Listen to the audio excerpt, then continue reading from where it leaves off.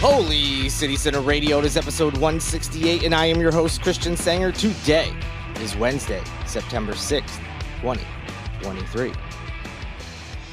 Well, at least that's what day I think it is. I am jet lagged. My head is swimming right now. It has been a bit of a whirlwind. I just got back from the West Coast, specifically Washington State. Just flew back from the Pacific Northwest after an awesome trip. But yeah, it flew by. It was pretty busy. I had a lot of things I wanted to do, a decent amount of traveling, a little bit more than I thought within the state. And, between time zones and everything else and just long days of travel, I'm just swimming right now. My head is swimming is what I should have said. And see, I can't even formulate proper phrases. It's been a tough adjustment period already, trying to get back in the swing of things. And I've barely been back in Charleston as I'm recording this. So bear with me. I'm trying to catch up on work and everything else. But we do have some pretty big stories that happened over the last few days. So I'll definitely be catching you up on all of that. First, hope you all had a great weekend this past weekend. Hopefully, many of you had Monday off to enjoy the Labor Day holiday. And probably you're just getting back into the swing of things now. Sorry I missed you on Monday. I kind of underestimated how busy I would be and how tough it would end up being trying to put an episode together on Sunday for Monday. So apologies for the delay. I did let you know that could happen, but so I'm glad we got Friday's episode out as we're hoping to, thanks to the storm not being as bad as it could have been. But we're back in the swing of things here for episode 168, this Wednesday show. So first, I'm talking about it. I'll try not to get too in depth because I'm sure plenty of you do not care. But for those who are interested, I did have an amazing trip to Washington State. The flight honestly wasn't too bad. I flew Alaska Airlines, first time I ever used them, and I'm very happy with the experience. Everything was on time. Flights went smoothly. They take good care of you. That was great. The Seattle airport, not as great. It's just a big airport. It's big, it's busy, and in some ways they do a really great job of handling so many people, coming in and out of that place and trying to get around different terminals and things. And in other ways, there's some stuff that's been left to be desired. So I will say this, if you ever do fly out of Seattle, their airport there, SeaTac, is what it's more commonly known as. If you ever travel there or for whatever reason find yourself in Seattle and you're flying out of that airport, that whole get to the airport at least 2 hours beforehand thing, that may not apply here in Charleston, a little bit smaller airport. I know a lot of people kind of just show up at the last possible moment and things generally go okay enough. I know some people, I'm sure, have tried on busy days, and I know there's people out there who that's not the case for, but it's never, I shouldn't say never, it's very rarely super busy where if you stroll in an hour before your flight, you're out of luck. Like usually you're going to be fine.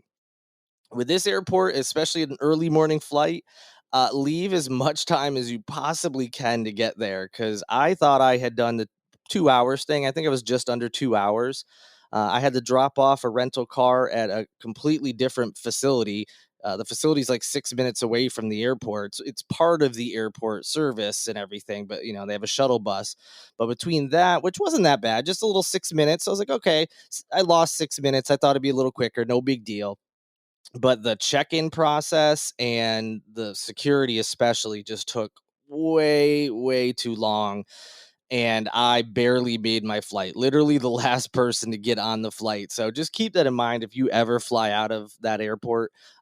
Give yourself lots of time, because even if you feel like you've given yourself plenty of time based on experiences at other airports, you need to give them time, because it and all the other travelers who you weren't expecting to be there. So just a little word of advice there.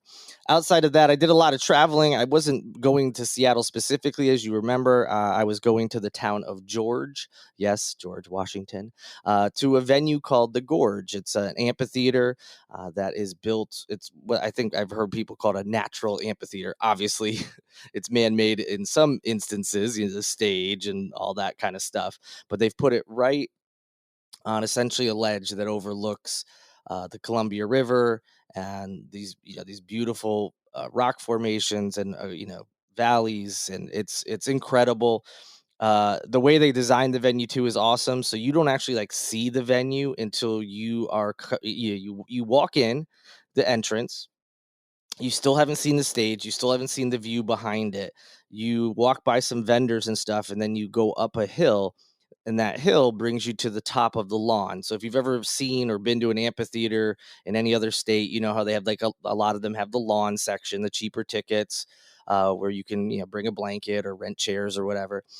You go to the tippity top of the lawn, and then right when you get to the top, that is when you can see everything. So it's just this perfect presentation of this incredible structure and just this really cool combination of man-made and nature. And when I say man-made, again, it just the stuff to make sure people were safe, constructing a stage and vendors and things of that nature. But the rest, they really tried to leave that property as close to, what it looked like beforehand, it seems. And I can't understate how incredible this venue is, especially when the weather was as perfect as it was. It was not too hot. It did not get too cold when the sun went down. We avoided rain, thankfully, and it was just perfect. Now, would you want to fly cross country and then drive like 2.5, 3 hours from the airport to an amphitheater that is literally in the middle of nowhere for like one show? Maybe not. Or if you do, you probably want to make sure it's like your favorite band or like some kind of festival with a lot of bands you like, because it's a lot of travel and could be a lot of money depending on time of year and et cetera, et cetera. So you may not want to go all out, make sure it's something that you really, really want to do and it'd be worth, all that stuff. It was certainly worth it for me. 3 straight nights of music, and it was just a blast. They do a great job at the venue. The parking's not the best. It's free. There is a paid parking option if you want to, that's closer to the venue, but the regular parking is free and it's not that far away. So I was thrilled with that because I couldn't tell you the last time I went to a venue that didn't charge something, even for the most basic of parking. Um, there's tons of people there in campers and tents. They paid to camp and stay there overnight and stuff. That was not happening with me. I got a hotel a little ways down the street. And it's just incredible. Like it almost looks fake at times behind the stage. It looks like a painting almost. Like it's perfect. It's amazing. It was such a great time. Getting out of the venue could be a little bit of a hassle because, as I was referencing with the parking, they don't have any like signs or markers really. Like A1, B2 or whatever, rows and nothing. So you're kind of on your own, and that could be a bit of a pain, especially because it's not really well lit either. So I did put an air tag in my rental car on nights 2 and 3, which made it a lot easier to find it. Instead of being like, I'm pretty sure I took a right at these porter potties, or was it that set of porter potties? It's just that. But in any event, just incredible. Had a blast. The crowds were super into it, which made it a lot of fun. It seemed a little bit more family oriented than other venues I've been to. A lot of parents brought fairly young kids to the shows, and they would be on the lawn, and the kids are like running around, and there's glow sticks that they're collecting, and they're handing out stickers and stuff to the adults, like, "Hey, want a sticker about that had to do with the band?" And it was just it's unlike anything I've ever experienced before, and it was incredible. I had a great time. I did give myself an extra day, so I did actually get to Seattle proper and check out a little bit of the city. Went to the Pike Place Market. It's the famous public market. You see the red sign right on the waterfront. It's kind of like the Charleston Market in that there's multiple vendors and things, but obviously a completely different animal. There's multiple levels. They have legit restaurants and bars inside there, not just vendors. They have just anything you could think of as far as food. They have flowers, they have little trinkets, art, all sorts of stuff. So that was cool to experience that. I've never been there before. There's some weird things like the gum wall where people stick their gum all over the place nearby the market. It's kind of gross, but was something else to see. Uh, I also stopped at I think it's called Pike Place Chowder. They have like really highly reviewed like clam chowder, and it was pretty darn good. I did give it a try, so I had that to eat. I found out that Seattle has their own style of hot dog. You know how like Chicago has like a Chicago dog. Theirs includes cream cheese on it. Not sure how I feel about that. Sadly, I didn't get it. I didn't even get a chance to try. But that was interesting. Walked around the city a little bit, just kind of was soaking it in and taking everything in, and had a really, really good time. And at the last minute, decided, what the hell? I'll go up in the Space Needle, the famous, you see it on the skyline pictures of Seattle all the time.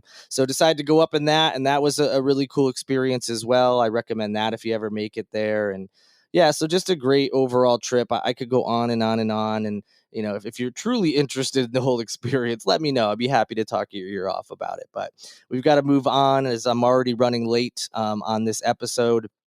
So I'm going to give you some quick hits on the latest news. But great trip, had a blast, but I am happy to be back here with you all talking about Charleston. All right, first story is actually more South Carolina, less Charleston, as it has to do with, you guessed it, Alec Murdaugh. The big news that came out on Tuesday, it was actually Monday. They were kind of teasing it that they were going to have a press conference, but the defense team for the former attorney and convicted murderer Alec Murdaugh have filed a motion for a new trial based on accusations of jury tampering from the county's own clerk of court. Attorneys Dick Harpootlian and Jim Griffin, who were representing Murdaugh, held a press conference on Tuesday. They said that they are following this new motion based on evidence discovered after Murdaugh's double murder conviction. They are finding that there had been serious jury tampering. Again, this is according to his lawyers. In their motion for a retrial that was filed on Tuesday, the team accuses Colleton County Clerk of Court Rebecca Hill of tampering with the jury, quote, by advising them not to believe Murdaugh's testimony and other evidence presented by the defense, pressuring them to reach a quick guilty verdict, and even misrepresenting critical and material information to the trial judge in her campaign to remove a juror she believed to be favorable to the defense, end quote. Woo, that is a very serious accusation. They get into a few more specifics. They state that Hill told jurors not to be misled by the defense's evidence or Alec Murdaugh's own testimony. They also claim she had frequent private conversations with the jury foreperson and often asked the jurors for their opinions about Murdaugh's innocence. The motion also claims that Hill, quote, invented a story, end quote, about a post on Facebook in order to remove a juror she believed might not vote guilty. All of this, the defense says, was in an effort to secure a book deal and media appearances for herself. For the state side, Attorney General Alan Wilson issued a statement on Tuesday afternoon, essentially saying that they're currently reviewing the defense's motion and will respond through the legal process at the appropriate time. So very, very serious accusations of jury tampering. I know that we assume there'd be some kind of appeal or something similar coming from Murdaugh's team. I don't necessarily believe that anyone had thought this was the route they were going, but very serious accusations. It'll be interesting to see what the county clerk of court herself says, if anything, what the response will be from the state. It could be big if any of these things are true. It could be send shockwaves through this state and beyond. If this could somehow lead to having to redo the trial, we're really early in the process, of course, and this could all be a moot point even in a couple of days, depending on what exactly is found out and whatnot. But very explosive news. As I was landing in Charleston, I'm seeing these headlines, and I was pretty surprising to see that going on. So I'm absolutely going to keep you posted. But this Murdaugh drama just seems like it's going to be never ending. I have no problem saying drama related to this guy is going to continue for years and years. And I don't mean just like new evidence discovered or anything like that. I mean just appeals and accusations and all that stuff. We're nowhere near done with the Murdaugh family, specifically Alec and his crimes that he's been convicted of and other alleged crimes. Tuesday was supposed to have a forum for the folks running for mayor of Charleston. However, at the last moment, it was postponed. This, according to the Charleston Metro Chamber of Commerce, who is going to host the forum. 4 candidates were scheduled to participate. Those included former State Representative William Cogswell, South Carolina Army National Guard Lieutenant Colonel Clay Middleton, City Councilman, Peter Shahid, and incumbent Mayor John Tecklenburg. 2 candidates were not included: community organizer Mika Gadsden and attorney Deborah Gammons. So yes, you heard that right. There were 6 candidates. There was only going to be 4 at this candidate forum. All were going to be men. Of those 4, 3 were white men, 1 is a black man. And of course, we've got the 2 black women not invited to participate. Does not look good at all. In response, Gadsden held a press conference at 10:30 a.m. on Tuesday to call for a fairer and more inclusive coverage of local elections. And then about just shy of 2 hours later, the Charleston Metro Chamber of Commerce announced that the forum had been postponed to allow all the mayoral candidates to participate and adequately prepare. So bravo to Mika Gadsden for calling them out on this. And some credit to the Charleston Metro Chamber of Commerce for realizing perhaps they made a mistake. And I mean, I'm saying perhaps in that perhaps they realized that themselves. I don't know what their thinking was, but I want to give benefit of the doubt here. Maybe it was just an oversight. Maybe they have some kind of internal polling, and this is just how it shook out in their minds.